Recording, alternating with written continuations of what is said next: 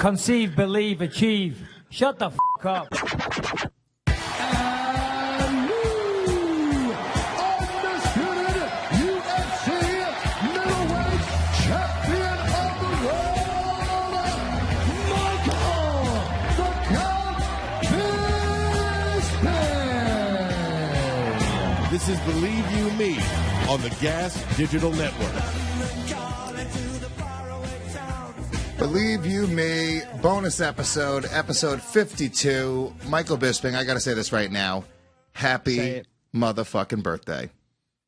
Well, thank you very much, Lewis. I appreciate that. I am officially 39 years old today. You know, as we were saying the other day, birthdays, it's just another day for me, you know. But I did think, I went to the gym this morning, I had a workout, and obviously I'm getting a little older, a little more mature, but then I walk into the gym to use the bathroom, and it's just full of fucking old dudes with the balls hanging out. Now, we all know about this. When you go in the gym, the old guys always do, but it was like there was a posse of naked old white dudes standing there having a big, deep conversation. One of them had a towel with their fucking cock and balls just hanging out, and I was like, wow, today's my birthday. I'm 1 year older. I will never be that guy. I will never be that guy. Yeah, no, I mean, look, dude, it's a weird thing, and I don't have... Why do they do it? Look, if I had a really big dick, have a big you no package, shame? I would. They don't have big dicks. My wife said this morning, because I came in disgusted. Sorry for cutting you off. She's like, "Well, just don't look." I'm like, it's not that easy. It's like saying don't look at the sun when there's a solar eclipse. Yeah. You have to do it. You know what they should do? They should make like a special pair of glasses where you can look at dudes' dicks in the locker room like they do for the solar eclipse.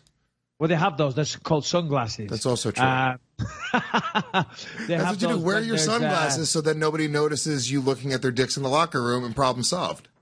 Yeah, or like when you go on vacation and you're by the pool and, you know, you're slightly having a look at a woman. I don't do that, but I heard some people do. Yeah. Sunglasses make it good for them. Listen, it's all frozen up at my end. Is that something that's going on at your end as well, or is it just me? No, I'm good on this side. Yeah, we're there we go. There we go. I have unfrozen. Okay. So, bonus episode today. Big news yesterday, John Jones. We'll get into that in a minute. We've got Alan Jouban calling in a little bit. My Team Sanibel teammate had a big fight at the weekend. Of course, there's a bit of Versace modeling on the side. But what is on your mind, Lewis? Anything you want to talk about? I mean, look, there's a lot, obviously, to talk about. There's also a huge fight this weekend. I'm going on vacation in just a few hours, which I got to say, Michael Bisping, very committed to this show. We were actually going to pre-tape one for Monday.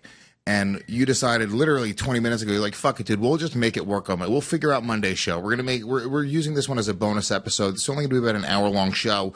But we're going to do another one on Monday. It probably won't be live at the normal time, but we will probably make it work. You're going out to Atlanta to film something, right? Yep, that's right. Yeah, heading out there to film an episode of MacGyver. But I just wanted to say, because I just came back from Charlotte, no, so pardon me, Orlando a few days ago, and, you know, like a typical guy, I'm yet to unpack my suitcase and wash my underwear, etc., etc. So I just unzipped it. And anyway, when I unzipped it, there it is. Once again, the notice that my bags have been checked. Now, every single time I fly, and when I say every time, I am not exaggerating, making it sound like a lot. I'm talking 100%. Bearing in mind, I fly a lot. I'm going to Atlanta this weekend. I was just in Orlando. Then I was in Dallas. Then I was in Charlotte. And that's just over the last few weeks. I fly constantly. And every single time they're unzipping my bags and searching my bags. If anyone out there has an idea why they're doing this, because I Googled it and I can't find anything, but you look like getting searched every time. You look like a James Bond criminal. That's why. Yeah, but I don't think that is the reason. I think there must be a reason that something is flagging up. I don't think it's because of me. I don't think it's because of an appearance. I think there must be a reason. They're like, ching, here he is again, double check. What do you think? I mean, I don't know. I mean, every single goddamn time I travel, I get searched. When I go to Canada, I have an issue getting into Canada because I've been arrested for smoking weed multiple times on the streets of New York City. And if you have 2 infractions on your record, you have, like, there's an issue, and it could be anything. It could be public intoxication. Did we lose Bisping? Public intoxication. It could be, jumping a turnstile. It could be any stupid little thing. If you have 2 things on your record, Canada has a very weird, system where they can just say, fuck it, you're not coming in. And Yeah, I know that one time me and my friends, Big J, who I do Legion of Skanks with, he lied and we said we weren't going to be performing at a comedy show, and he got caught lying while we were at the border. Because that's not good. When you're working, if you get caught lying, you're kind of screwed. It's a whole to-do if you're working there, right? So he got caught lying. They pulled us to the side, and they sent me back because they started looking into my record and all that. And I literally couldn't go in. I was supposed to open up for Dave Attell at a theater. This is years ago. And I have to now go to a lawyer and do like specific things to get a visa in advance before I can go to Canada. And I do work in Canada still. So it's a whole fucking process.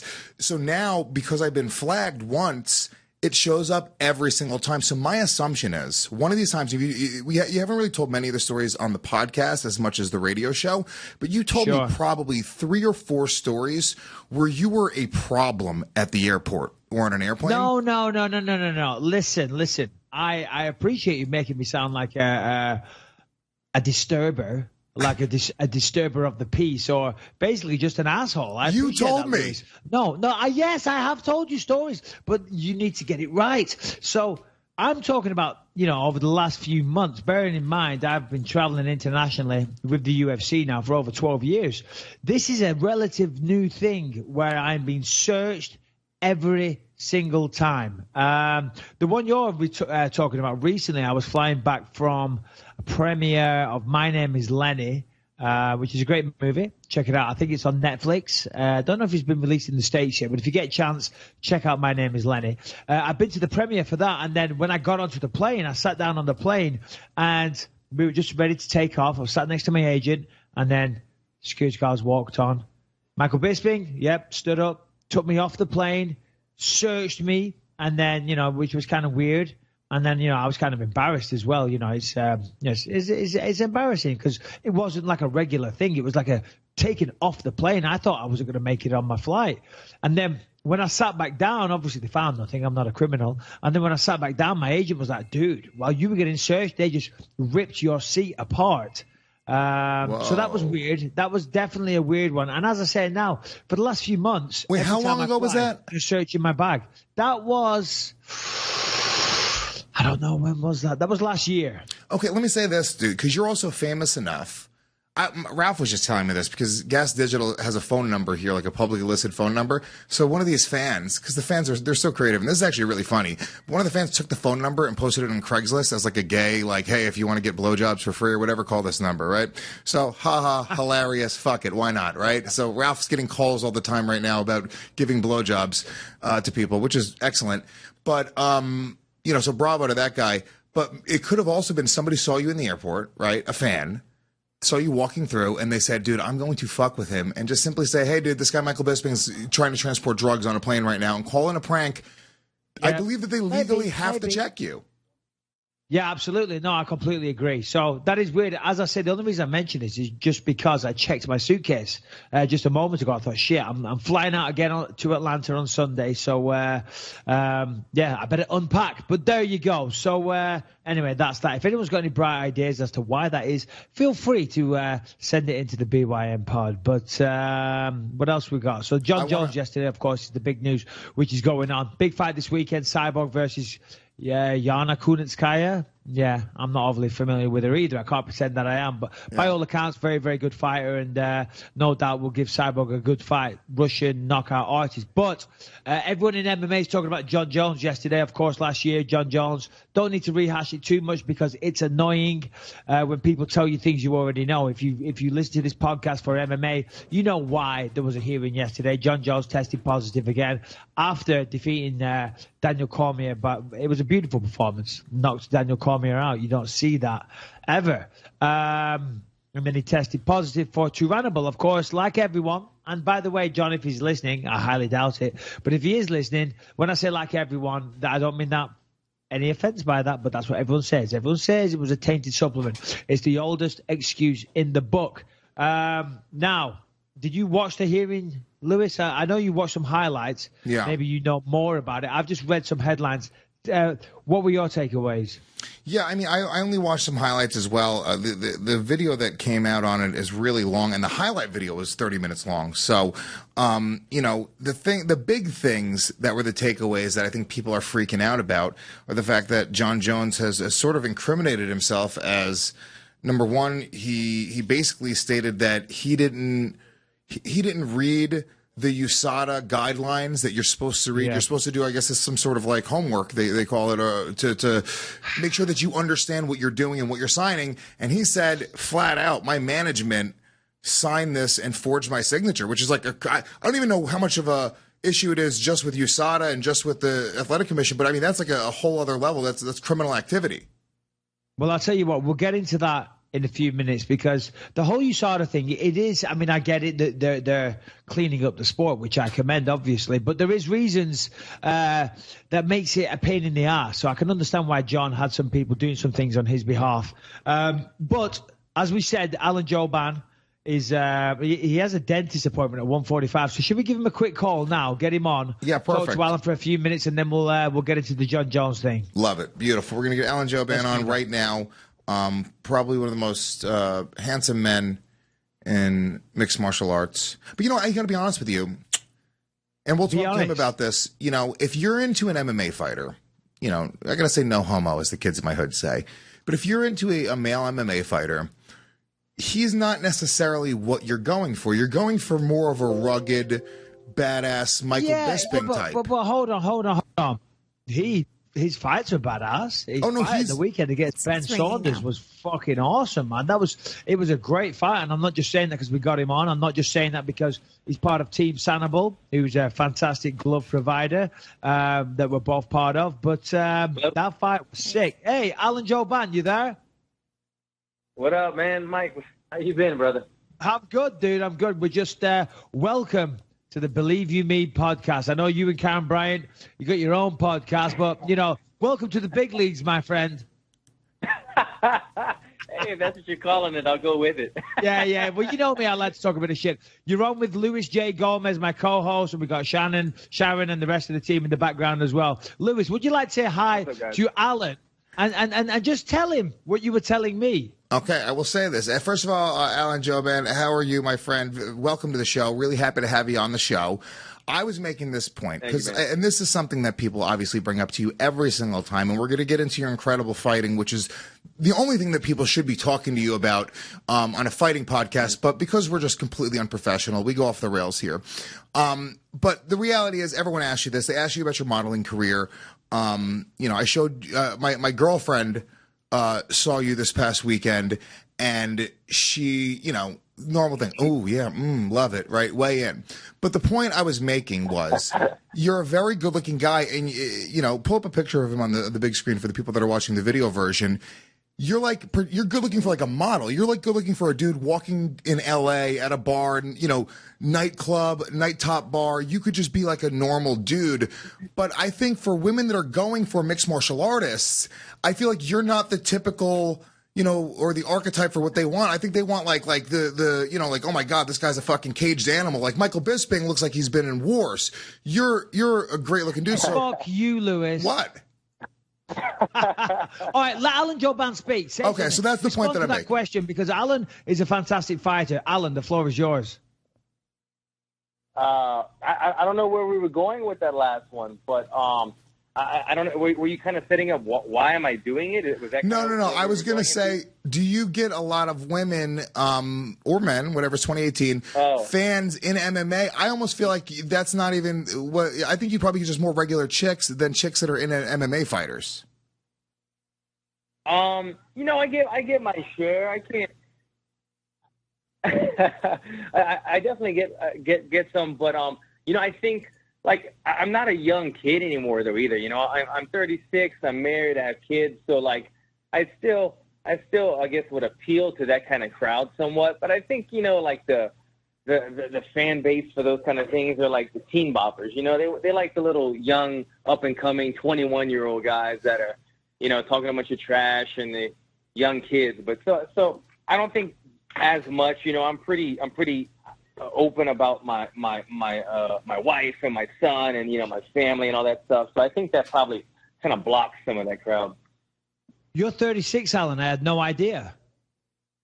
Yeah. What are you, Mike? 37, 38? 39 today. I know. I don't look a day over 21. Thank you very much. I forgot. I wish you happy birthday earlier. I forgot. You did. 39 today. Look at you, man. 39 today. Yeah. So, Alan, Man. you are a part of Team Sanibel. I feel like we can't have you on without mentioning Sanibel. Yeah. Anyone that's on the market for gloves, anything, training equipment, check out Team Sanibel because we both endorse it. But Alan, Saturday night against Ben Saunders, amazing performance, great fight. I watched it with Karen and the rest of the team at Fox. Of course, everyone watching it in the arena, but we were watching it backstage. Incredible, man. We were all on our feet. Talk us through the fight from your perspective. Thank you, man. I appreciate that. Yeah, I saw Karen there, and she was so thrilled, and she said you guys watching everything. So it made me feel good, like having my peers watching and cheering me on. But it was different, Mike. Like it was I don't know, man. I always speak about this. I always speak about like momentum, how important kind of like momentum and energy is in fighting. Because it's kind of like they talk about hidden jiu-jitsu. I feel like in fighting, there's a momentum thing where you can kind of like, throw feints or take momentum away from an opponent. And you can't really teach it. It just comes with experience. And I guess what I'm getting at is a lot of my fights, man, I start off with a real nervous energy. And I don't really have momentum early because, it's kind of like breaking that energy. Once you get punched, you're able to kind of just say, fuck it, I'm going for it now, go for broke. But I'm normally a guy that doesn't go for broke quite that early. I'm kind of figuring out my opponent and trying to be smart and do what I learned. But in this fight, this is the first time that I had my family there and my son's first UFC fight, and I kept looking over my shoulder at him. When Bruce Buffer was calling our names, Ben came into the octagon and the crowd kind of erupted. And, I felt like he was kind of getting his energy. He was doing his thing, getting pumped up. So I immediately looked over at my family and every time I looked at them, it just filled me with like fire. I felt like I felt like I wanted the bell to ring right then and there because at that point I could fight anybody. It doesn't matter how big you were. And then it would kind of go away after like 20 seconds. So I'd look at them again. So I kept doing that over and over and over. And right before the bell rang, I gave them one last look. My son waved at me. I think I waved at him and the bell rang. And for one of the first times in my career, at this stage in my career, I didn't have that nervous energy. I felt like there wasn't an invisible barrier between us. I felt like I could just blitz them. I could throw punches and not being reckless, but just kind of going for broke. Because the one thing that I had regrets on was my last two fights that I had lost. I didn't get to go for broke. I didn't get to show anything because I just got caught. And I didn't want that to be the case this fight. So I just went for it, man. And everything felt right. It was one of those fights where, like, doing it from the get-go, it paid off. It allowed me to have momentum shifts. And every time I felt like Ben would try to change the momentum, I would stop it right away. I would corner off of the cage. I would press forward not to allow him momentum. When he would land a punch, I would kind of shake my head as in, no, it didn't hurt me to the judges. I was doing everything I could possible not to allow him to have a single second of momentum in that fight because I wanted to finish it so bad. And you mentioned, go ahead, Lewis. My bad. Well, you mentioned, you have how old is your son, if you don't mind me asking? He's 5. 5. My son literally just turned 5 as well. That's got to be super intense, dude. First time your son's coming out and seeing you fight, and I'm sure Mike can talk about this as well. Sure. Me and Mike talked about going out to London, and I was debating bringing my son to the fights, and I decided against it because he's super sensitive, and that's watching other people fight that he doesn't know. The idea of watching your own dad get into a fight, was that a really big decision for you? Was that something your wife was completely for, and how did you come to that decision? It was a big decision because my son, he's grown up in the fight game, obviously, and he comes, I corner a lot of teammates on the regular, and I coach, I have my own students. So he's always at the gym, always at fights on the weekends when my teammates or my students are fighting. So he's used to it, but he's never experienced it in person with me. And I was always worried about him seeing me lose. And after losing my last 2 fights before this one, I came home and I had to explain to him, look, like, Dad doesn't always win. And he's like, what? He's like, what do you mean? He couldn't understand it. And then when I lost 2 times in a row, he kind of just accepted it. He was like, but why'd you lose? And I was like, look, man, as long as I gave him the whole speech. As long as you try, as long as you give it, your best, and as long as you come back for it, you're going to win, you're going to lose sometimes in life, but you just got to keep going. and he accepted it. And now that he was 5, and it just seemed right. He kind of he knew that sometimes I could lose. We were fighting on me and my wife's anniversary. It was in Orlando, where Disney World is. Everything kind of it seemed perfect timing. And to be honest, when my son would tell me, "Can I come to the fight?" I was like, "Really? You want to come?" I remember how motivated I was during training camp. I'd go to the gym thinking, wow, okay, if my son's going to be watching me, I cannot lose. I have to be that guy that's scared of nothing, that guy that would protect him, that would, fight anybody.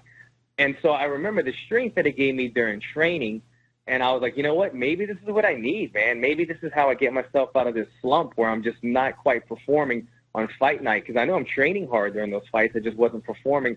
And so it was, man, having him there was a bit of a gamble, but the timing was right. And it's what really carried me through that fight, to be that, like, so motivated. I didn't want to lose in front of him. Well, having your family there when you fight, certainly for me, that's a huge motivation. Nobody wants to get their ass kicked in front of the children. And it's a great lesson that you teach him, that obviously you can't always win, but be careful, because my son now goes the other way and always picks me to lose, the little fucker. So he always says, he's very proud of the fact that Michael Bisping's about to get his ass kicked. He loves to say that. Just going back to the fight, the use of Muay Thai in that fight from you, Alan, it was really good. It was really impressive. We sparred together when I was training for GSP, so I know what you're capable of. But the elbows that you used in the clinch, the knees, everything, it was fantastic. It really was a great performance. And no disrespect to Ben, you just looked like the better fighter. He caught you with a couple of shots early on, but then he seemed to gas. He seemed to tire. I think he got tired because, you get tired when you're getting your ass kicked. And as I say, no disrespect. But the Muay Thai looked fantastic. Well done. Thanks, man. I felt sharp and just, sometimes, like, I feel like in a fight game, sometimes you get opponents and it's like, okay, they do a bunch of shit well and I just have to do what I do well better. But then there's sometimes you get opponents and you're like, okay, there's a game plan. There's a strategy to beating this guy. And Ben was one of those guys for me. Like, I brought in all my coaches. Ben obviously does 10th Planet Jiu-Jitsu. He's got fantastic rubber guard. I brought in my friend and fellow 10th Planet black belt, Jared Carlson. So I had the rubber guard game down in case he went that route. We also worked on Ben's clinch a lot because he's very good at clinch. And then we worked on getting on the inside and staying there because Ben is very rangy. So I felt like this is one of the few camps I knew exactly what I was supposed to do, and I was able to do it that night. The only thing that threw me for a loop was, I brought in all these southpaw training partners the entire camp because Ben is southpaw, and he comes out and fights the entire fight orthodox the entire time. So it kind of threw me off right away. The goal was whenever he switches to orthodox, I wanted to blast him with body kicks to make him want to switch back, to make him pay for it. And so right in the beginning when he came out orthodox, I blasted him with 1 or 2 kicks thinking he was going to switch back, and he never did. It just shows how comfortable he is from the weak side stance. He fought the entire fight from the orthodox stance. He thought there was an opening there looking at my last 2 fights, but it was something I was just comfortable with, and I felt just well prepared against him. I saw Ben Saunders talk about the fact that you guys were, he considered you guys teammates because you're both 10th Planet Jiu-Jitsu guys, and that was something that was I believe he quoted, to not misquote, but he said it was very unfortunate, and he didn't really want to do that. Was that something that really affected you going into the fight? Was it something that you didn't want to do, or? Yeah, absolutely. I turned it down at first. The thing was, I've been trying to get a fight for months. I was in fight camp for the December 7th card in Fresno, and then that didn't happen. Trained throughout the holidays in Louisiana, and then they came with this one late February, and I was like, well, shit, I'm trying to fight, December or January. And when they came with Ben, pretty much my management advised me. They're like, look, man, you're coming off with 2 losses. If you say no to this fight just because you guys are friends, then it's not going to look well. They're going to put you on the back burner even more. And Ben, so I texted Ben. I said, look, bro, like, I don't want to fight you, man. I got so much respect for you, but I don't have much of a choice here. And he goes, bro, I'm in the same boat. He was coming off of a loss, and he had been trying to get a fight for a couple months. So neither of us wanted it. Eddie Bravo, who's both of our coaches, pretty much called me up, and he was like, bro, you can't take this fight. I was like, Eddie, it's not me, bro. It's the UFC. Sometimes you just got to do this shit. And so I just asked him, I said, look, can you just sit back on this one? We'll acquire our own coaches. We both brought in different 10th Planet Jiu-Jitsu black belts to corner us. and just let us handle business. And at the end of the day, it sucked to fight a friend, but you know what? Like, it was one of those things where there was no trash talk leading into it. There was nothing but mutual respect after. And then for us to get fight of the night and know that even though he had to suffer a loss and a knockout, he got paid, man. So that made me feel real good at the end of the night. Yeah. You just mentioned Eddie Bravo there, and I want to know two things. I was going to ask you who do you want next and all that shit, but then you mentioned Eddie Bravo. I want to know, when you go and train, does he talk about, hey, this was being a conspiracy, that two planet guys going up against each other, and does he try and convert you to being a flat earther? Yo, I think I don't train with him quite as much anymore just because he's downtown, and I go to Burbank because I'm in the Valley. But when I go, I usually show up late now to try to fast forward through half an hour of his conspiracy theory talk. But yeah, man, he's crazy. Love him to death. He's a jiu-jitsu scientist. But God damn, he is in love with this conspiracy shit. He's out of his goddamn mind. Look it up. It drives me nuts because it sounds so ridiculous. It sounds so ridiculous. And I'm like, Eddie, and every time you give the guy a microphone, if you invite him to your wedding or you're opening a new gym and you have him there, he's gonna go conspiracy theory for 30 minutes, man. And you gotta reel him in. You gotta reel him in. He loves it. But yeah, I'm not buying it. The flat Earth, the chemtrails, and I wouldn't be surprised if there was conspiracy theory on the 10-on-10 stuff. But exactly. Eddie's crazy, man, and sometimes crazy people are kind of genius, and I guess that's why he is like he is. Is there any of them that you do buy into? Anything that he's even slightly moved you to the other side on where you're like, well, that makes a little bit of sense, or that's a little weird?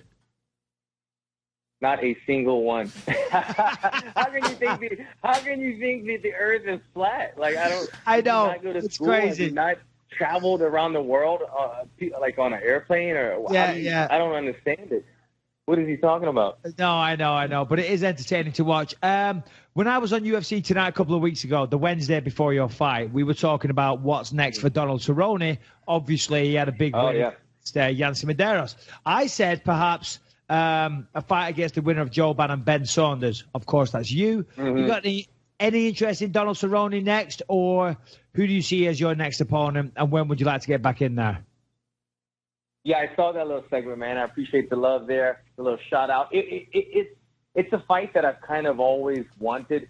But here's the thing on that one with me and Cowboy. I feel like the UFC fans at this point have had a little bit too much of the love fest as of lately. And by what I mean by that is I'm not a fan of guys, hugging in between rounds and fucking hate that shit. Every time they punch each other in the face. Yeah, they give each other a high five in the middle of the fight. I'm like, bro, unless this is your fucking retirement fight or you're just, you're the main event for something and, like, you've earned your keep, But if you're in the freaking prelims of Fight Pass and it's your debut and you're high-fiving every fight, like, get the fuck out of here, man. We want to see a battle. And so I never really loved that kind of stuff. But I do appreciate respect. So with Cowboy and Yancy, I was like, it's a little kind of lovey-dovey for me, but I get it. These guys have respect, and the way that Yancy showed respect to Cowboy's grandmother, I love that. I love all that kind of respect.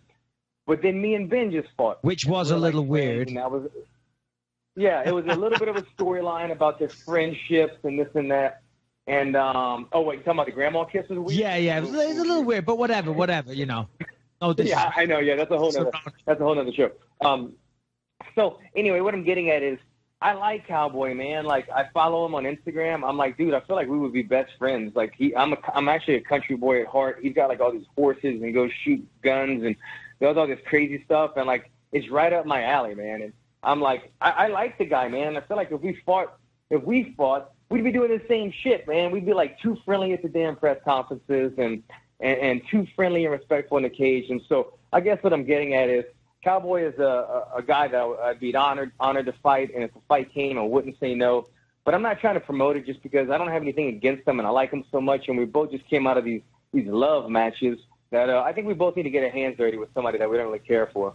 And just to piggyback on that question, I know you have to run into an appointment just any minute now, so we'll let you go just in a second. Yeah. But is that something that you need? Do you need to kind of get yourself, or I guess not need it because you just had a great fight against Ben Saunders, fight of the night, and you're friends with him.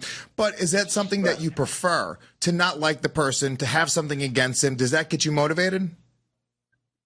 It does make it easier, you know. Then you don't have to find reasons to you don't have to find things to motivate you. You know, for me, I had to use my family because I liked Ben so much. But when you could look at somebody and say, I don't like this guy's smug face or whatever the hell, then it just gives you something, a visual to think about every day. Obviously, I don't love it when your opponent is you know, going at you too much. You know, like a Michael Bisping, for instance. Guys like that, God, I can't stand those guys. But, you know, Me neither. Normal people, that, you know, it's easy to get up in the morning when there's a guy that you don't really care for. I'm kidding, Mike. Yeah, kiss my ass. So what you're saying is if Donald Cerrone tries to give you a high five halfway through a fight, you're going to say, fuck you, cowboy, bang. I'm going to have to. As much as I like him, I feel like it's too much. I mean, yeah. I don't know. It's weird, yeah. All right, well, listen, man, as you said, 1:45, you got an appointment, so we'll let you go. What's going on? Are they going to drill your face? What's happening? Just a checkup? Man, I got to get I got, you know, my teeth, man. All the years of training, you get your teeth. You ever get, like, your teeth chipped? You know, sometimes they chip at the end, some punches or whatever. And I'm always like, I'll fix it when I'm done fighting. I'm fixing it when I'm done fighting. But shit, man, at this point, I got, like, 5 chipped teeth. So I'm going to go through and get kind of cleaned in. Dr. Donnelly in Beverly Hills give me a whole new set of teeth. 10 at the top, 10 at the bottom, all brand new. Yeah. My teeth are perfect. The power of fucking Instagram. And he's British, too, so you could imagine what they had to work with. I'm going to have – I think I might have to do that one day. I think maybe when I'm done fighting, but for now I might just do the chips, take care of those. But I'm going to have to look into that. I'm going to holler at you later about your guy. All right, man. We'll let you out of it. Anything you want to shout out before you go? Nah, man, you already said it. Check out Sandoval. Their gear really is some of the best stuff, man. I always had winning gloves, and having Sandoval, some of the most comfortable gloves I've ever had. And I think me and Muscle Farm just struck a deal together, so I'm really excited to jump on board with a company like Muscle Farm as well. Right on. The future is bright. All right, Alan, enjoy getting your teeth checked out, and talk to you soon. All right, buddy. Thank you. All right, check out Alan Jouban's podcast with Karen Bryant. That is MMA Heat Podcast. Yep. Karen is great.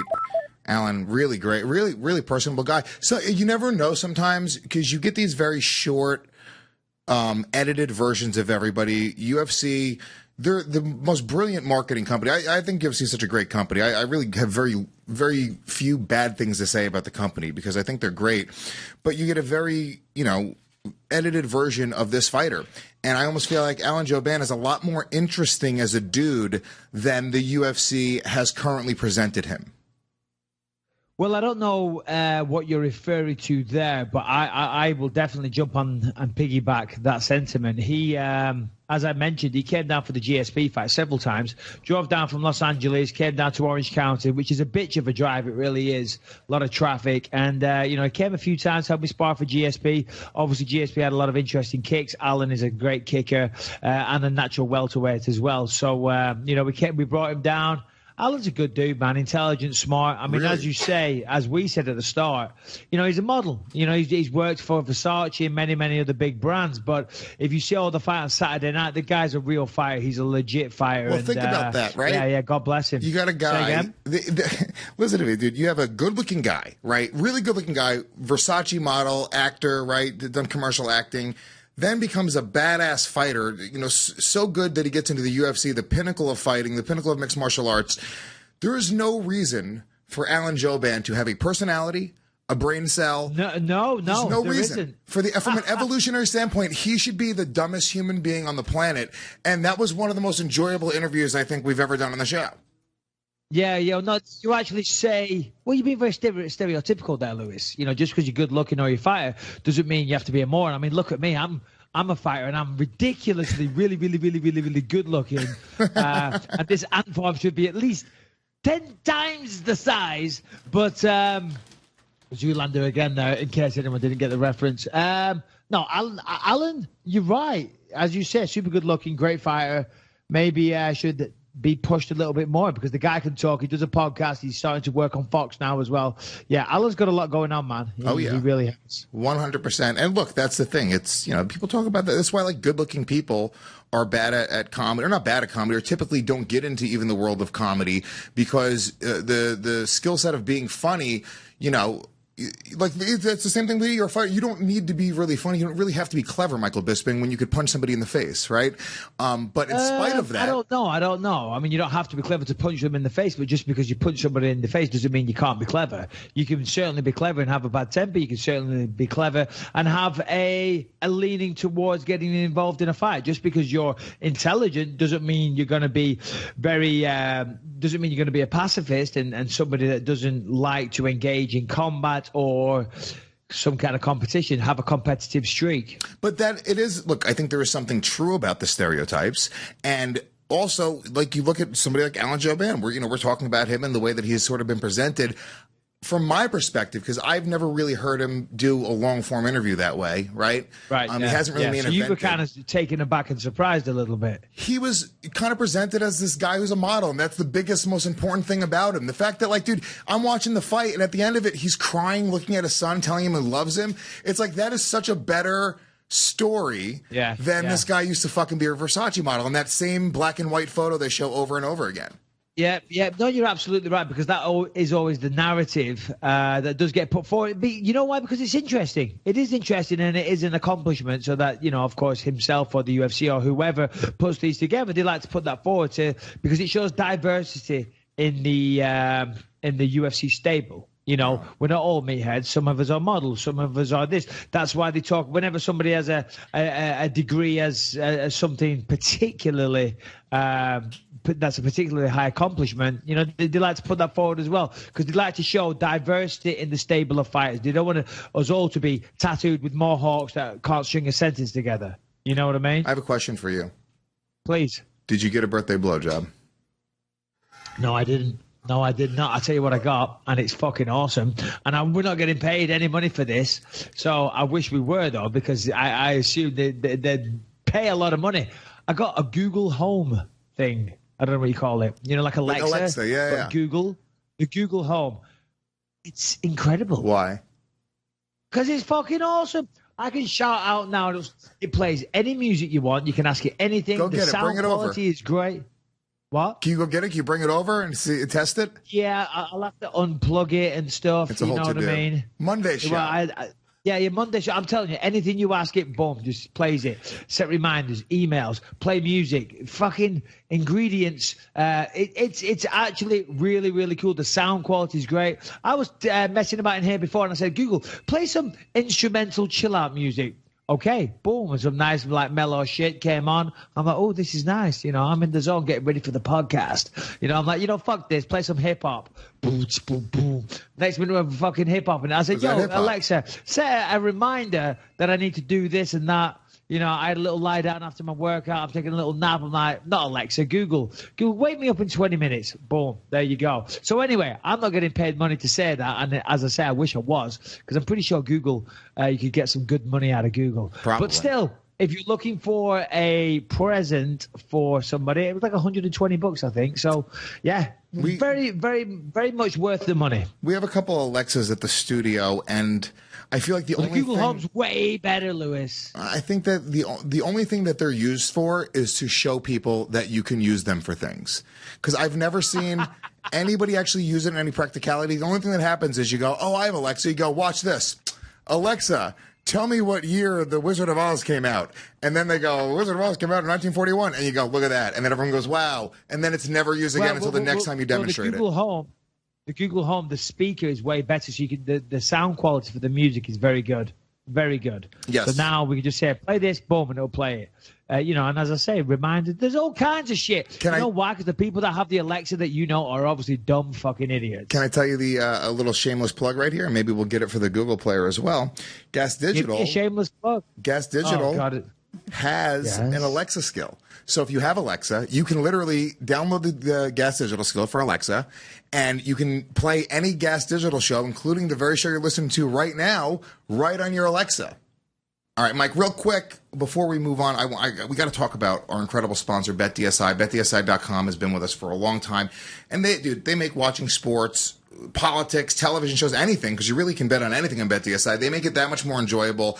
Add a little bit of spice to your life. Gambling is a lot of fun. I'm going to tell you right now, I just started using BetDSI when they came onto the show, and now fights that I don't give a shit about, I'm on the edge of my seat losing my mind, you know? Yeah, of course. Anytime there's a financial investment in anything, it makes it more fun, especially when you could double, triple, or whatever it is the odds are for that event. So, of course, BetDSI.com, one of the best in the business, been around for over 20 years. And these guys, you know, they're one of the most trusted websites out there, got a history for paying money nice and fast. And not only that, you use the promo code ME25, they will give you $25 just for registering.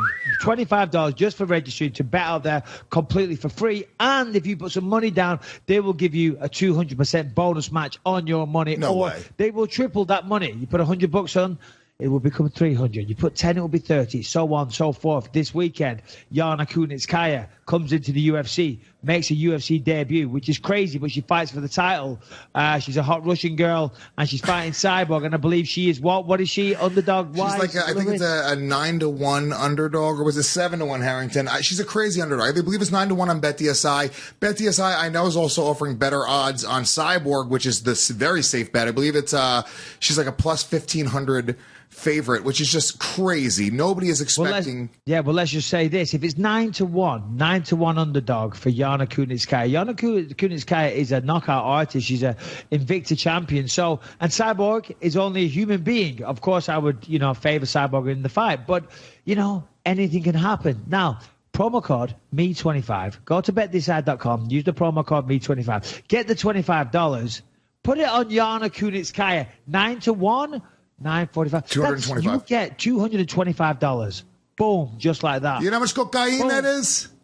A lot of cocaine, but let's not associate BetDSI with cocaine. That's not good. Pretty sure they don't want that. Promo code ME25.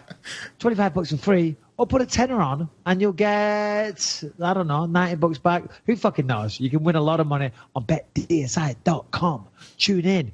Promo code ME25. Win some dough. Luis J. Gomez. All right, let's get back into it. Google, play the Believe You Me podcast. What is the Believe You Me podcast? Who is Luis J. Gomez? Anyway, we were talking about John Jones. Should we go back to that? Yes. I'm sure the people are dying to hear about it and our takes. So, Luis, lead the way. Listen, he tested positive. It's been going back and forth. There's been lots of conjecture, lots of theories. Is he going to get off on this and that? We spoke about it on the podcast the other day that maybe he will, because there's a fight possibly in the works. But yesterday he was fined $205,000 from the commission. He had his license taken away.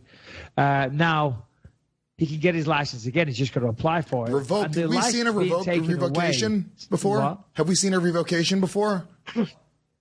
I don't know, but guess what? There's 50 states in America. So, and I think that's the first time he's ever fought in California. So it's not that big of a deal. And it's not Vegas, which is, and I apologize for cutting you off, but you're going to be able to shed some insight in this, because my understanding of all this is, they say, all right, well, fuck it, dude, do it in, Russia. Who gives a shit? He can fight anywhere. Yeah, exactly. But, now, generally, the athletic commissions like to coincide with one another. They like to back each other up. And, so if you ban from one, generally you ban from them all. But that's not necessarily the case. And as I say, he hasn't had a nationwide ban. He had his license revoked in California. That's not the end of the world.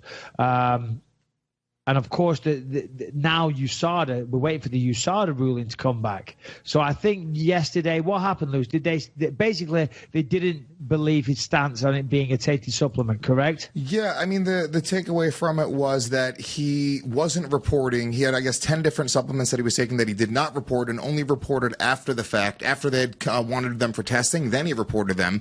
So what it seems like, number one, he's lying. Number two, he wasn't taking it very seriously, because at one point they had also asked him, okay, well, have you ever thought about getting new management, considering the fact that they're forging your signature and, you know, they're not giving you the paperwork that you need to get? And I guess he winked and joked. And was it his management or his agent was there? Was it management? Was it Malky Kawa? Yeah, I guess he Shame. winked. Yeah. Shame. Yeah, you Shame. don't like Malky. No, I actually like Malky, but As a dude, but not as a manager. But as a dude, not as a manager. Just going back to something you said there, you're saying that when you sort of showed up later, he claimed 10 supplements that he didn't put down on his list at the time. But from experience, you sort of, you sort of showed up at my house at very inconvenient times. That's what they do. A lot of people, do you know what the downside is of having a fucking birthday? It's that everybody sends you birthday messages. Am I being a miserable old bastard? Because now I have to respond to them all. I turn off my Facebook notifications for that shit. Oh, God. It's like, okay, yeah, thanks, bro. It's like, listen, we're all grown men. I appreciate it, though. Thank you very much. Anyway, John Jones. So you sort of show up at very, very inconvenient times. They've shown up at my house one day. I think it was like 6 in the morning, 5:45 in the morning, and it was on a national holiday. I forget which one it was. Everyone was off work. Everyone was off school. We had some friends over the night before. We had a barbecue. It was kind of a late night. We had a few drinks and things like that. So I didn't want to get out of bed early. These guys show up, and it's super early. I go downstairs all bleary-eyed. I'm like, I'm miserable, and I'm kind of being not a jerk, but still not being overly friendly. And it comes to the part where they say, what supplements have you taken? And I just want them out of my house as fast as possible. This whole process is taking far too long. I'm super tired. I just want to go back to bed. You know what I mean? So I'm like, I don't know, some ibuprofen, maybe some protein. And the guy said, listen, it's fine. I get it. You want to go back to bed.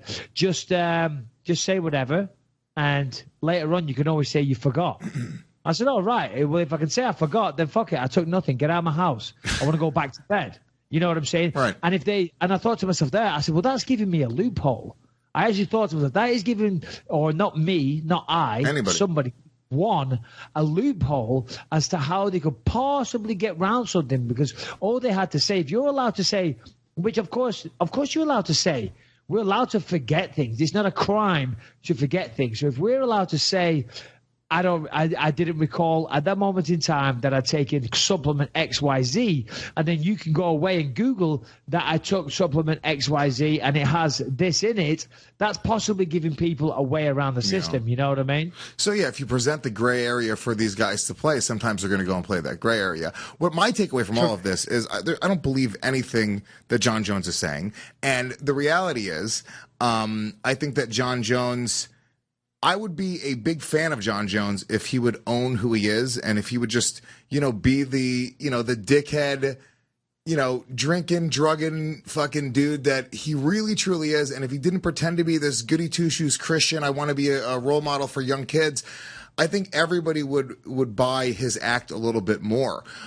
You think, though, that he's going to end up being able to fight? Let me ask you a question just as it pertains to the commissions, because I'm not sure. My assumption was, if the UFC were to put on a fight overseas, right, that didn't have a commission, typically they implement the Nevada State Athletic Commission rules, and they sort of adhere to those rules. And I know they even bring in like people to sort of oversee. Like, I've heard of this in the past, and please shed as much light on that as possible. But wouldn't the UFC sort of, isn't it a faux pas at the very least for the UFC to go and promote that fight overseas? Yes, absolutely. Now, I'm not sure if there's any actual legal requirements or legal penalties, but the general consensus always is that, because I remember hearing this about somebody back in the day, I forget who it was, but, a fighter gets banned to fight for testing positive for steroids inside the United States. If they go and fight elsewhere in another country, therefore out of their jurisdiction, I think they might be banned for life. Or that was a theory, or that you're going to get a lot of problems. You're going to have a longer suspension when you come back, because you've basically just stuck two middle fingers up at the commission and said, fuck you, and doing your own thing. Now, the UFC, they have to tie in with the athletic commissions. I mean, they don't have to, but think about it. You want a pleasant working relationship. You're constantly going to these different states and you're putting events there. You want to be seen to respect one another. Respect works both ways, but but I'm hearing still that he has a very, very valid case of getting off with USADA. Of course, the Athletic Commission, they just take the fact you tested positive, and let's deal with the consequences of that. So I don't think they really got into the ins and outs as to why USADA are trying to find that out. So you're also license. What? Well, I was going to say, you're also saying that USADA's own system might also sort of be to blame. So they need to kind of look internally at the way that their agents are handling, the process. No, I'm not saying USADA's own system is to blame. I'm just saying that sometimes, you mentioned, and he did say, and he's saying he shot himself in the foot by allowing his agents to fill in his forms for him. And my agents hit me up about my whereabouts. They said, Mike, your whereabouts are due. You need to fill them in. I'll be honest, the USADA thing is a pain in the ass. I by rights, I should send an email every time I go somewhere. I have it down in my USADA thing that my whereabouts, this is what they call them. You have to fill them in every quarter. That I'm going to be at this gym. I'm going to be at this place at that time. I'm going to be at Fox Studios doing this. And I have like a rough week that I've put together. But my week just lately is so crazy. Every week's bloody different. Last week I was in Orlando. Then I was here. Now I'm going off to Atlanta. Then I'm going to London. Do you think, how many times do you think I've logged into that app and told them? Every time, because you're legally obligated to. I've never done it once. I've never I don't even have the app on my phone. I've never, ever done it once. Can I do it for you and sign your name? My agent does it for me. Well, one of my agent's staff, he calls me, he's like, Mike, whereabouts? We better get these fucking done. And I'm like, I don't give a fuck. I don't take steroids, bitch. I've never taken steroids in my life. Test me. Come fucking test me right now. Right? Which they generally will do. They'll show up at my door tomorrow morning now. But, so I kind of get what he's saying there. You know what I mean? Because it is so intrusive. Did I ever tell you the story about USADA showing up after the weigh-in for the GSP fight, immediately after the weigh-in? I don't know if you did it on the podcast. No. It's a good story. Huh. It might make me look like an asshole, but anyway, we'll stay with the John Jones thing for now. So anyway, license revoked, fined £205,000, $205,000, pardon me. But you know what that means? That's $205,000. That's a lot of money. But obviously, John Jones, that was a big fight. The pay-per-view numbers were somewhere like 800 and something thousand buys. He probably, and I don't know the structure of his deal, but, his guaranteed purse was $500,000. He probably walked away with at least $2.5 million for that fight. So when you put it like that, $200,000, that isn't that much. But remember, $200,000, you have to earn twice that amount of money for that to be in your pocket. So that's truly cost him $410,000. Yeah. You see what I'm saying? Because $410,000, I don't care who you are. That's a ouch. Yeah, it you know stings. what I mean? That stings, man. That stings is a lot of cocaine, my friend. Yeah, it's a lot of coke. It's a lot of anything. You can do a lot of shit with $410,000. Yeah. So that sucks. As you said before about the fakeness, whatever, I was watching a little bit of the hearing before, and John Jones was sat there with his lawyer, and they're talking about very, very basic, like official stuff and this and that. And John, and this is what you try and do when you're in a courtroom or whatever. Of course, you want to seem like a good person. So he's like smiling and he's nodding and he's laughing his head. He's playing the whole game, I could only imagine if Mike Tyson was there, he'd be there scowling at everybody. So I see what you're saying. But the saga of John Jones continues. I guess really there was no clarification from that yesterday. We just know that he can't fight in California. We know that he's just lost equivalent to earning $410,000. And he's never going to – I said he's never going to fight in California. But we're still waiting on USADA. We're still going to wait and find out, is he suspended? Is he back? What is the deal? So the saga continues. I don't know, man. I have a feeling that we're going to see John Jones sooner than later. There's just too much. Good. Yeah, no, go on. Shall I tell my GSP USADA story? Oh yeah, tell your GSP USADA story. And then we'll do some questions because we have to get out of here somewhat soon. It is a bonus episode today. Yeah, so I the weights are at 9 o'clock in the morning. Cut weight till like 1 o'clock in the morning. Got out of bed super early, finished off the last part of the weight cut. Go downstairs, the Walking Dead walk, I'm fucking almost dying. Go in, weigh in, do your medicals.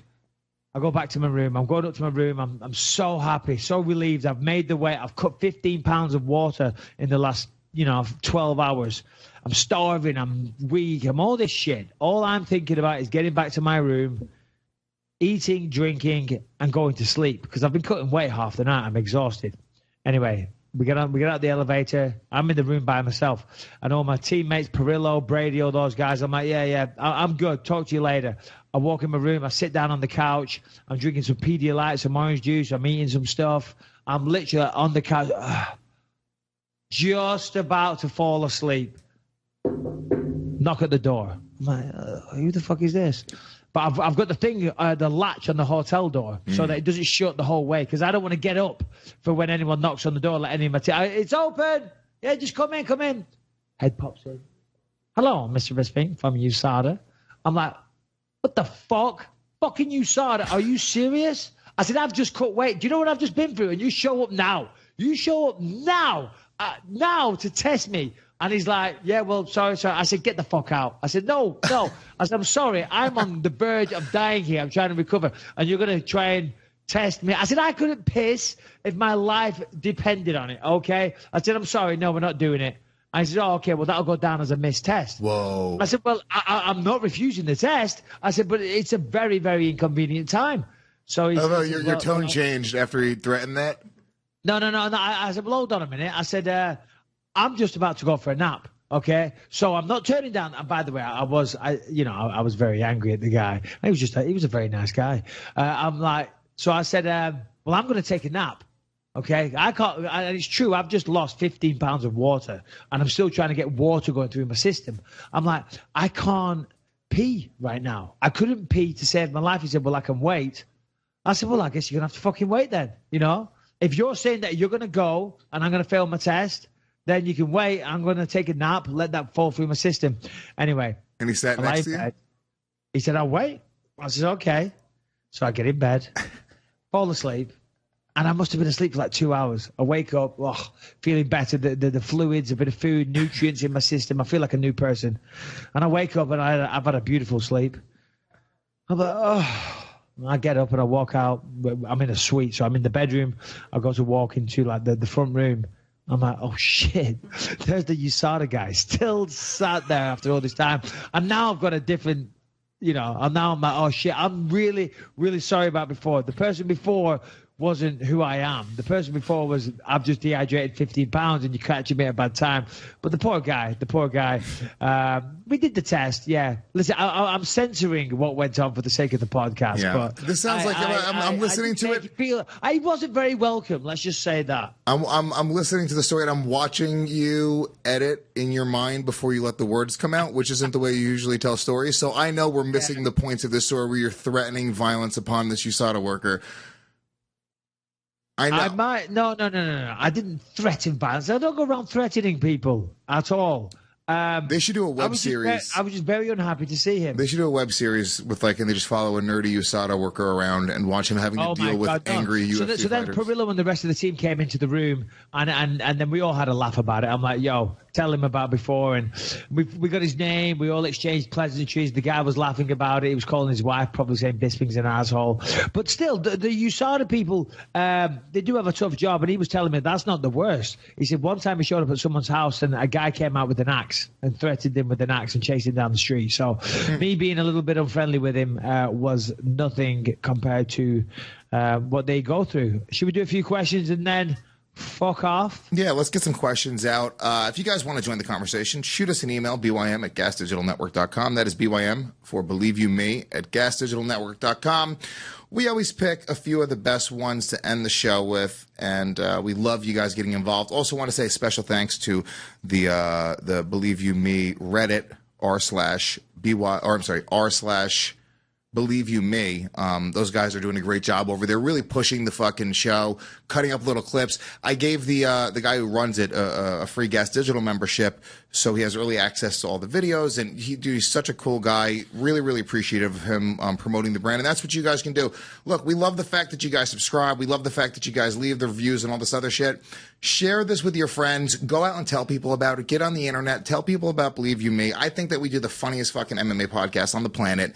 If you guys guys love the show, and I know people love the video version as well, and you want to get the video version a day before it goes to YouTube, if you want to get the audio a day before it goes to iTunes, you guys can subscribe at gasdigitalnetwork.com. You have the entire library on demand when you want to listen to the show, because we only do 10 episodes on iTunes, plus 16 other incredible shows on the network. If you go to Gas Digital Network, use the promo code BYM. It gets you $1 off and a 14-day free trial. So $6. You get the video version as it comes out. It stays up on the website. And, yeah, that's that. You get to fucking support the show.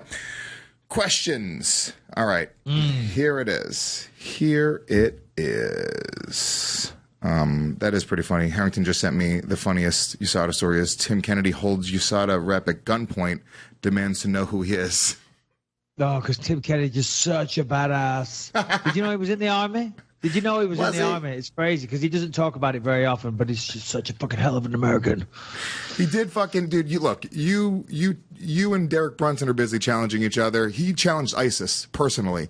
I mean, come on. He's a badass. Listen, I hear from people that he's like, listen, you bad motherfuckers don't talk about it. My dad was a sniper in the Army. He doesn't go around fucking, going on about it. He has a little book of people that he fucking killed and people that got away that he shot at, right?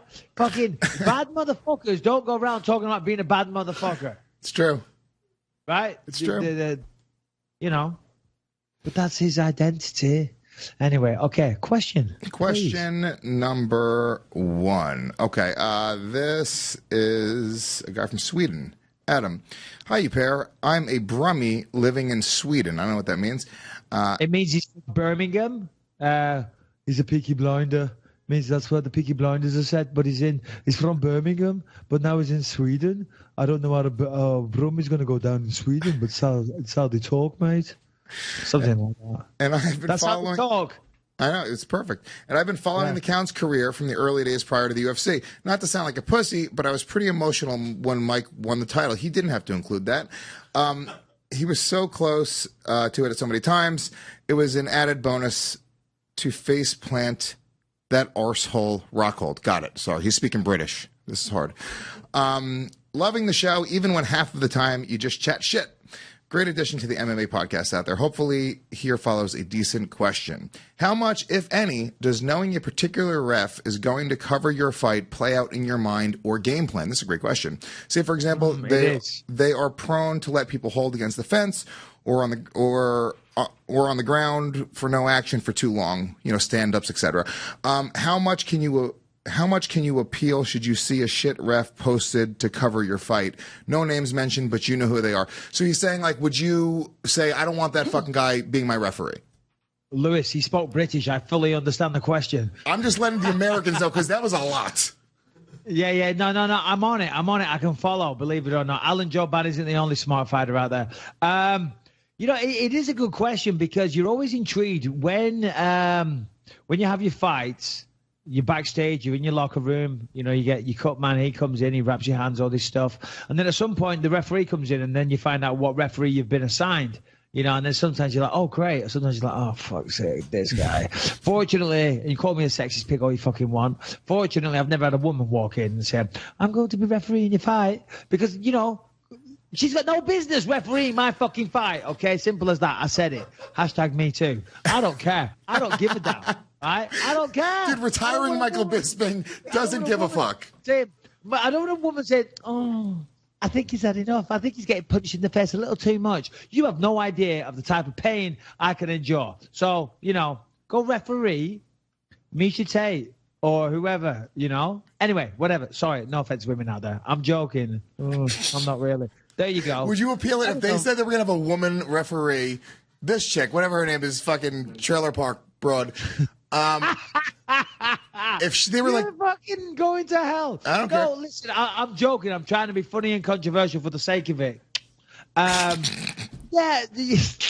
Listen. If she was going to referee your retirement fight, would you protest this? This is your final time they're ever going to watch you fight in the octagon. This woman is going to have to pull you off of Luke Rockhold, hopefully at 205 pounds. Would you say, honestly, I don't want it? Because I say to every single one of my referees, let's lose the picture of Gollum. I say to every single one of my referees that if You see me on the floor and I'm taking punishment, I always say, don't worry about me. I'm good. You get to talk to the ref like that? Of course I do. The referee comes in and he gives his breakdown. He says, you got any questions for me? And we always have a back and forth. He comes in for like 20, 25 minutes, tells us what he's going to look for, reasons he'll stop the fight, reasons he'll stand it back up. He'll go over maybe what are some contentious issues in the rules. And then he says to me, have you got any questions? And I always say, well, listen, don't worry about me, pal. Don't worry about me. I'm experienced. I've been through the ringer many, many times, right? And if I'm on the floor, don't you dare stop that fight on my behalf. You just worry about the other guy. I'm good. If it gets too much, I'll tap out. Okay, I'll tap out. I'm not a moron. But don't stop it because you think I'm taking too much punishment. And the point I make is I don't know. Different people might have a different threshold as to what is too much punishment. And I'm inclined to believe, and maybe I'm wrong, and of course I was joking before what I said, but I'm inclined to believe that maybe a man would let a fight go on a little bit longer than a woman. Maybe I'm wrong. And if I am, I apologize. And my wife's coming in here and saying, Michael, abort, mission, abort. Well, that's not... after referee Winslow sees what we said about her, she will let you take as much damage as she can. No, damn right she will. No. So the point of the question was, like, for example, here's a funny one. This is kind of how it is. I don't think he referees the UFC anymore. Steve Mazzagatti. Bring it on, come on. Steve Mazzagatti. I always like getting refereed of Steve Mazzagatti. I had good luck with Steve Mazzagatti. I won a few fights. Dan Mergliata, he's another one. Big John, obviously. Mark Goddard. See, Mark Goddard, we used to be, England, MMA scene, so it's a little tricky for him. He always says, we're not friends. Well, I mean, we are friendly, we are friends, but we're not on the phone every day. You know what I mean? But he always feels it's a little, because he's got a conflict of interest. Yeah, not a conflict of interest because we are buddies. The MMA scene in England is small, so Mark is very, very professional, one of the best referees in the business. Well, and he's always very adamant on that fight. He's like, Michael, I don't want to talk to you, this and that. I want to keep it strictly business, Do you think that certain referees, because I've seen this happen, right? I've seen it happen with, like, Big John's a guy that seems to let it go longer for certain guys that maybe have reputations for being able to pull out of the fights. I mean, I believe it was Big John in the Brock and Kane fight. I believe that was the I'm sorry, not Brock and Kane. I'm sorry, Brock and Shane Carwin. Frank Mir? Shane Carwin. Oh, okay. No, I'm not sure, but obviously certain referees are different because there is no, like in boxing, if you get knocked down and then it gets to like 8 or 9, the fight's pretty much going to stop. There is no set criteria if it's on the floor and taking punishment. Of course, you have to protect yourself, intelligently defend yourself at all times. And a referee will say, listen, you got to move. And if you don't move, like this is what they'll say in the locker room to me all the time. They say, listen, I'm going to give you a warning. I'm going to say to you, listen, Michael, show me you still want to be in this fight. He said, if you from there, you cover up and then you move position, that's great. He said, but if you just cover up, he said, that's not an intelligent defense, and you're not showing me that you want to be in this fight. So they each referee will break down what they expect. So it's almost like your reaction in that time. It's like almost a dialogue with your body. They're saying to you, like, hey, dude, show me you want to be in the fight. And in that moment, is a part of you, are you just kind of reacting to show me you're in the fight? Or is your head going like, I need to cover up and intelligently defend myself? Or is it more or less you're just, it's almost a weird thing. Like, I imagine like how much of it. A lot of the time it's, you're moving because you're getting the fucking shit beat out of you. Yeah. They're like, whoa, I got to move because Big John McCarthy says I got to move. Or is it, I got to move because Yeah. It's generally the second one, Lewis. Yeah. If you get to the point where you're like, you got to move, bro. You got to move or I'm going to stop this fight. You're like, yeah, shit. No shit, Sherlock. Tell me about it. I got to fucking move because this ain't going well. But still, they do break it down to you that, each referee will tell you what they're looking for and what their parameters are in terms of punishment, acceptance, etc., etc. I've had good luck with some referees. I've had bad luck with some referees. I won't name names because I want the ones I had good luck with again, and the ones I've had bad luck with, I don't want them being a dick in future. Human beings, it's variable. Oh yeah. Let's do one more. Great show so far. This is from Josh from Manchester. Another money. Wait, no, mummy? No, a mank. A mank. All right, mate. fucking Manchester, man. What was the other guy? See, I'm not a real Manc. See, because I hail as from Manchester, which I still believe that I am, but I'm from a town called Clitheroe, which is on the, it's about half an hour outside Manchester. So part of the same county, Lancashire, very proud. But if I come to America or anywhere else in the world and I say from Clitheroe, nobody has any idea. People in England don't really have any idea. It's a small town. It's a very nice place. But I say Manchester because it's the biggest city close to me. You know what I mean? Yeah. So I'm not a true Manc. I'm not a fucking proper Manc man, do you know what I mean, that talks like this. But yeah, I'm all right. I'm a bit of a Manc. I'm just on the outskirts, mate. So give us your question. All right, kid. This is Josh from Manchester. Lewis, you're fucking hilarious. Thank you, Josh. I love it when you make Bisping feel awkward and he changes the subject. Haha. Anyway, Bisping, love you. Followed you since back in the day of Cage Rage. My favorite night in my life was you knocking out Rockhold. I shouted the house down. Then I watched you beat Hendo. Amazing. So on to my question. When you retire for real, would you ever consider writing a book about your life or career? I will piggyback onto that question. Will you also learn how to read and write before you go through that process? Harrington, I fucking dead arm you when I see you. I can read and write just fine, Harrington. In fact, I challenge you to a speed reading contest anytime. Anyway, it's funny. It's funny. And I don't want to offend every person that's written a book. Or I don't mean written a book. I mean MMA fighter that's written a book, because it seems like a cash in. It's a cash grab. It's a way to earn some money. And as fighters, we should do that, because you have a certain shelf life. And once you're done, you're done. So you got to capitalize on it while you can. But for me, listen, has there been offers? Yeah, many. I had some people here last year from New York, a very good publishing house that wanted to do it. And we actually, we did some interviews. We did a sequence of interviews, and he wrote a treatment or an example of what the book would be like. And I was disgusted. I read it, and I was like, oh, my God. This guy has no idea. Pardon me? Can you send it to me?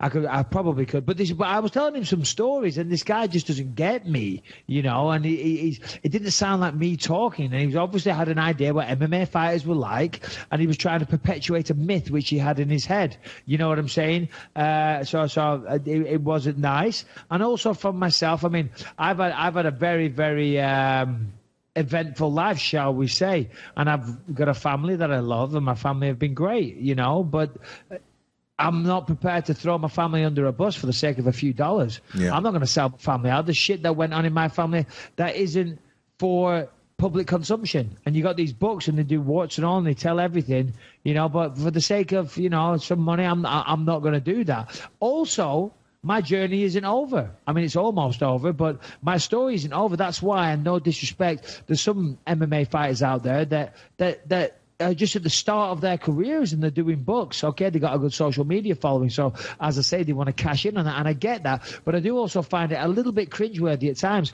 Years ago, there was a guy in England, he was trying to do it. I've had multiple offers over the years, multiple offers of advances for books, and I'm really not interested. I mean, maybe one day when it's done. And the problem is, and this is probably going to be the reality, when it's done, no one gives a fuck because you're yesterday's news. So that's why I get it. That's why you got people like Paige Van Zandt doing a book. It's fucking 21 years old, fucking fighting in the UFC's young, pretty girl with the world at her feet. What message is he sending out there? Do you know what I mean? I mean, good for her. I hope she sold a ton of books. But that's just the point that I'm making. It's going to be a coloring book. It's going to be a what? A coloring book. Yeah. Pain by numbers. Bye, babe. So yeah, I don't know. Maybe one day. I mean, I did this one guy that wrote this treatment of a book. It came back and he just flat out lied in it as well. He just added a few things in for the sake of it. I'm like, what the fuck is this? This never actually happened. And as I say, I don't really want to divulge the Bisping story for the sake of a few dollars. Yeah. I mean, and there's a way to do it, and I guess I remember I read the. Well, there is, but if I was to do it, I want to be truthful. Yeah. Well, of course. I want to be truthful. I want to tell my story about who I am and not leave certain things out to paint as subject a certain way. Would you want? Would you be more interested in? This is kind of an actual follow up to this. Would you be more interested in doing an autobiography where you have somebody obviously ghostwriting, or you're writing it with somebody, or would you rather somebody do a biography on you where they they look at you and they say, we're going to write a book about Michael Bisping's career. Because I read the Steve Jobs book, and that was one of the things that he had done, when he decided to do the book. He said, I want to really give you unrestricted access, and I want you to like go to people, and I want people to talk about me the way that they really truly saw me. And it wasn't always like really pleasant stuff. So it was, they went kind of deep. So if you were to do something like that, which way would you want to do it? Would you want to do it from your perspective, or would you want somebody to kind of look at you and look at your career and life and take what they will from it? You're asking, would I like to put forward a nice rose-tinted version of myself, or would I like fucking a version of somebody saying, Michael Bisping was the biggest asshole in the UFC? Do I really need to answer that question, Lewis? Do I really need to answer? We're in the final phases right now of negotiations. I say negotiations, that's not the correct term.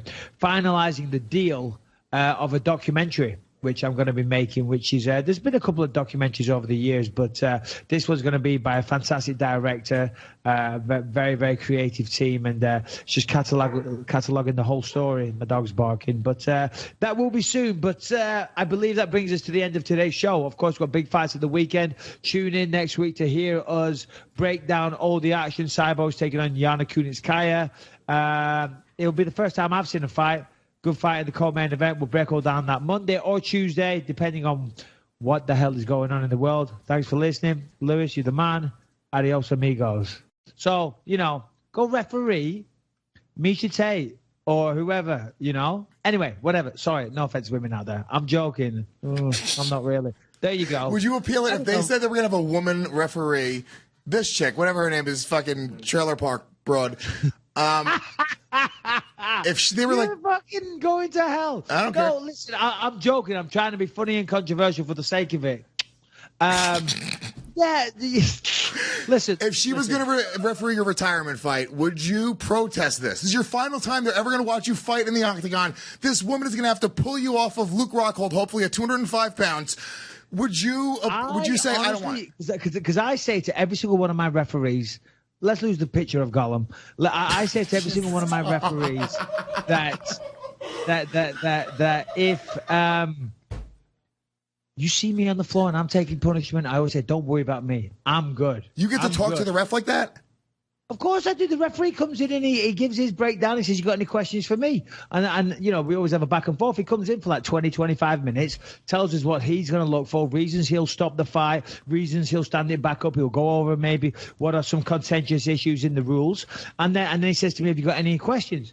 And I always say, well, listen, don't worry about me, pal. Don't worry about me. I'm experienced. I've been through the ringer many, many times, right? And if I'm on the floor, don't you dare stop that fight on my behalf. You just worry about the other guy. I'm good. If it gets too much, I'll tap out. Okay, I'll tap out. I'm not a moron. But don't stop it because you think I'm taking too much punishment. And the point I make is I don't know. Different people might have a different threshold as to what is too much punishment. And I'm inclined to believe, and maybe I'm wrong, and of course I was joking before what I said, but I'm inclined to believe that maybe a man would let a fight go on a little bit longer than a woman. Maybe I'm wrong. And if I am, I apologize. And my wife's coming in here and saying, Michael, abort, mission, abort. Well, that's not...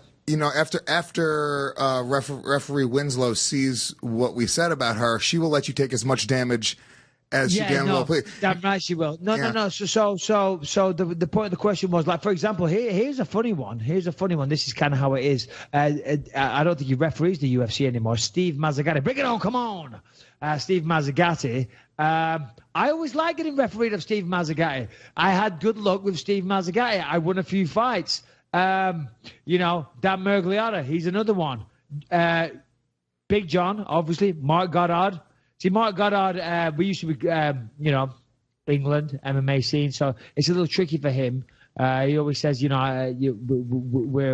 not friends. Well, I mean, we are friendly, we are friends, but we're not on the phone every day. You know what I mean? But he always feels it's a little, because he's got a conflict of interest. Yeah, not a conflict of interest because we are buddies. The MMA scene in England is small, so Mark is very, very professional, one of the best referees in the business. Well, and he's always very adamant on that fight. It's like, Michael, I don't want to talk to you, this and that. I want to keep it strictly business, Do you think that certain referees, because I've seen this happen, right? I've seen it happen with, like, Big John's a guy that seems to let it go longer for certain guys that maybe have reputations for being able to pull out of the fights. I mean, I believe it was Big John in the Brock and Kane fight. I believe that was the I'm sorry, not Brock and Kane. I'm sorry, Brock and Shane Carwin. Frank Mir? Shane Carwin. Oh, okay. No, I'm not sure, but obviously certain referees are different because there is no, like in boxing, if you get knocked down and then it gets to like 8 or 9, the fight's pretty much going to stop. There is no set criteria if it's on the floor and taking punishment. Of course, you have to protect yourself, intelligently defend yourself at all times. And a referee will say, listen, you got to move. And if you don't move, like this is what they'll say in the locker room to me all the time. They say, listen, I'm going to give you a warning. I'm going to say to you, listen, Michael, show me you still want to be in this fight. He said, if you from there, you cover up and then you move position, that's great. He said, but if you just cover up, he said, that's not an intelligent defense, and you're not showing me that you want to be in this fight. So they each referee will break down what they expect. So it's almost like your reaction in that time. It's like almost a dialogue with your body. They're saying to you, like, hey, dude, show me you want to be in the fight. And in that moment, is a part of you, are you just kind of reacting to show me you're in the fight? Or is your head going like, I need to cover up and intelligently defend myself? Or is it more or less you're just, it's almost a weird thing. Like I imagine like how much of it. A lot of the time it's, you're moving because you're getting the fucking shit beat out of you. They're like, whoa, I got to move because Big John McCarthy says I got to move. Or is it, I got to move because It's generally the second one, Lewis. Yeah. If you get to the point where you're like, you got to move, bro. You got to move or I'm going to stop this fight. You're like, yeah, shit. No shit, Sherlock. Tell me about it. I got to fucking move because this ain't going well. But still, they do break it down to you that, each referee will tell you what they're looking for and what their parameters are in terms of punishment, acceptance, etc., etc. I've had good luck with some referees. I've had bad luck with some referees. I won't name names because I want the ones I had good luck with again, and the ones I've had bad luck with, I don't want them being a dick in future. Human beings, it's variable. Oh yeah. Let's do one more. Great show so far. This is from Josh from Manchester. Another money. Wait, no, mummy? No, a mank. A mank. All right, mate. Fucking Manchester, man. What was the other guy? See, I'm not a real mank. See, because I hail as from Manchester, which I still believe that I am, but I'm from a town called Clitheroe, which is on the, it's about half an hour outside Manchester. It's all part of the same county, Lancashire, very proud. But if I come to America or anywhere else in the world and I say from Clitheroe, nobody has any idea. People in England don't really have any idea. It's a small town. It's a very nice place. But I say Manchester because it's the biggest city close to me. You know what I mean? Yeah. So I'm not a true mank. I'm not a fucking proper mank man, you know what I mean, that talks like this. But yeah, I'm all right. I'm a bit of a mank. I'm just on the outskirts, mate. So give us your question. All right. Hi, kid. This is Josh from Manchester. Lewis, you're fucking hilarious. Thank you, Josh. I love it when you make Bisping feel awkward and he changes the subject. Haha. Anyway, Bisping, love you. Followed you since back in the day of Cage Rage. My favorite night in my life was you knocking out Rockhold. I shouted the house down. Then I watched you beat Hendo. Amazing. So on to my question. When you retire for real, would you ever consider writing a book about your life or career? I will piggyback onto that question. Will you also learn how to read and write before you go through that process? Harrington, I'll fucking get on you when I see you. I can read and write just fine, Harrington. In fact, I challenge you to a speed reading contest anytime. Anyway, it's funny. It's funny. And I don't want to offend every person that's written a book. Or I don't mean written a book. I mean MMA fighter that's written a book, because it seems like a cash in. It's a cash grab. It's a way to earn some money. And as fighters, we should do that, because you have a certain shelf life. And once you're done, you're done. So you got to capitalize on it while you can. But for me, listen, has there been offers? Yeah, many. I had some people here last year from New York, a very good publishing house that wanted to do it. And we actually, we did some interviews. We did a sequence of interviews. And he wrote a treatment or an example of what the book would be like. And I was disgusted. I read it and I was like, oh, my God. This guy has no idea. Pardon me? Can you send it to me? I probably could, but I was telling him some stories, and this guy just doesn't get me, and it didn't sound like me talking, and he obviously had an idea what MMA fighters were like, and he was trying to perpetuate a myth which he had in his head. You know what I'm saying? So it wasn't nice, and also from myself. I mean, I've had a very very eventful life, shall we say. And I've got a family that I love, and my family have been great, you know, but I'm not prepared to throw my family under a bus for the sake of a few dollars. Yeah. I'm not going to sell my family out. The shit that went on in my family, that isn't for public consumption. And you got these books, and they do warts and all, and they tell everything, you know, but for the sake of, you know, some money, I'm not going to do that. Also, my journey isn't over. I mean, it's almost over, but my story isn't over. That's why, and no disrespect, there's some MMA fighters out there that are just at the start of their careers, and they're doing books. Okay, they got a good social media following, so as I say, they want to cash in on that, and I get that. But I do also find it a little bit cringeworthy at times. Years ago, there was a guy in England, he was trying to do it. I've had multiple offers over the years, multiple offers of advances for books, and I'm really not interested. I mean, maybe one day when it's done. And the problem is, and this is probably going to be the reality, when it's done, no one gives a fuck, because you're yesterday's news. So that's why I get it. That's why you got people like Paige Van Zandt doing a book. She's fucking 21 years old, fucking fighting in the UFC. She's a young, pretty girl with the world at her feet. Well, what message is he sending out there? Do you know what I mean? I mean, good for her. I hope she sold a ton of books. But you know, that's just the point that I'm making. It's going to be a coloring book. It's going to be a what? A coloring book. Yeah. Paying by numbers. Bye, babe. So yeah, I don't know. Maybe one day. I mean, I did this one guy that wrote this treatment of a book. It came back and he just flat out lied in it as well. He just added a few things in for the sake of it. I'm like, what the fuck is this? This never actually happened. And as I say, I don't really want to divulge the Bisping story for the sake of a few dollars. Yeah. I mean, and there's a way to do it, and you know, I guess, you know, I remember I read the. But there is. But if I was to do it, I want to be truthful. Yeah. Well, of course. I want to be truthful. I want to tell my story about who I am and not leave certain things out to paint as subject a certain way. Would you want? Would you be more interested in? This is kind of an actual follow up to this. Would you be more interested in doing an autobiography where you have somebody obviously ghostwriting, or you're writing it with somebody, or would you rather somebody do a biography on you where they look at you and they say, we're going to write a book about Michael Bisping's career? Because I read the Steve Jobs book, and that was one of the things that he had done. You know, when he decided to do the book, he said, I want to really give you unrestricted access, and I want you to like go to people, and I want people to talk about me the way that they really truly saw me. And it wasn't always like really pleasant stuff. So it was, they went kind of deep. So if you were to do something like that, which way would you want to do it? Would you want to do it from your perspective, or would you want somebody to kind of look at you and look at your career and life and take what they will from it? You're asking, would I like to put forward a nice rose-tinted version of myself, or would I like fucking a version of somebody saying Michael Bisping was the biggest asshole in the UFC? Do I really need to answer that question, Lewis? Do I really need to answer? You know, we're in the final phases right now of negotiations. I say negotiations, that's not the correct term.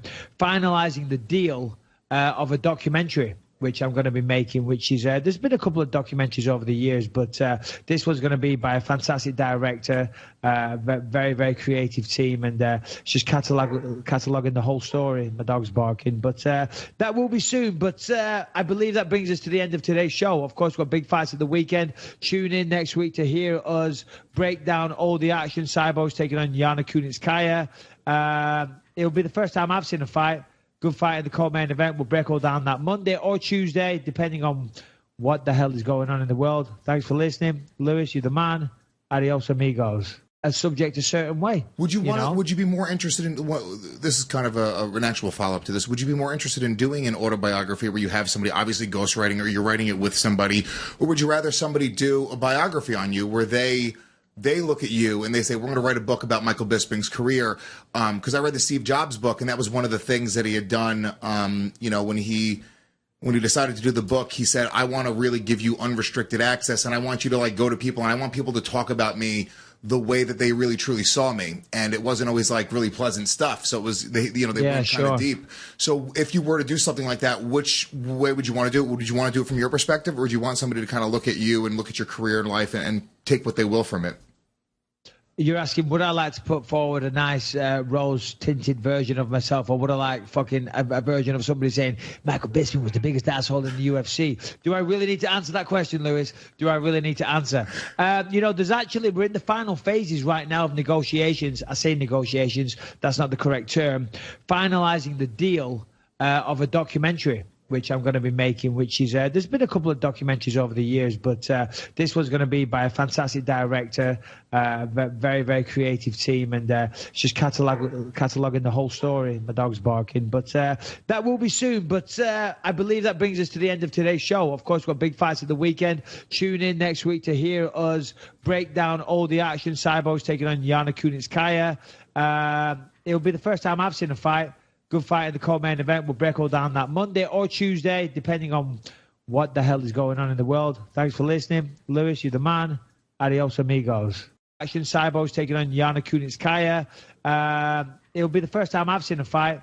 Good fight in the co-main event. We'll break all down that Monday or Tuesday, depending on what the hell is going on in the world. Thanks for listening. Lewis, you're the man.